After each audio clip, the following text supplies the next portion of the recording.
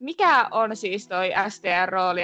SDRhän tulee lyhenteestä Sales Development Representative, eli englanniksi, mutta puhutaan periaatteessa niin kuin myyntipalvelusta, ratkaisuista, mitkä keskittyy, olisi yritys PK-yritys tai suurasiakas, niin keskittyvät yrityksen myyntiprosessin ja putken alkupäähän. Niin kuin käytännössä, että miten se työnkuva niin kuin jakautuu sen myynnin ja asiakashankinnan välillä, kun niistä puhuit? Kaikki, niin kuin voisi tiivistää, niin kaikki perustuu aina siihen asiakkaan lähtökohtaiseen tarpeeseen, mihin me lähdetään muotoilemaan sitä ratkaisua tarkemmin. Tällä hetkellä selkeästi kaikista eniten kysyntää ja tarvetta on nimenomaan siellä yritysasiakkaan puolella niille laadukkaille, hyville asiakastapaamisille, mitä me ollaan järjestämässä ja hoitamassa.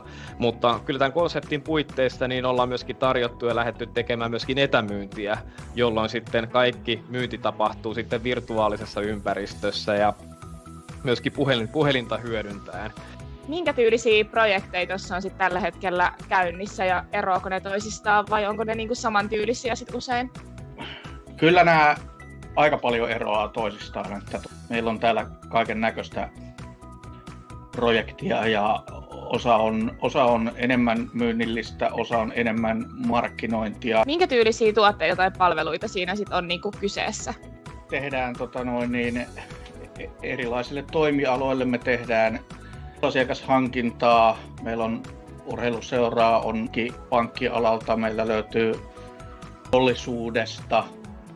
Tarviiko sitten aikaisempaa kokemusta myynnistä vai voiko aloittaa ihan silleen ilman taustaa?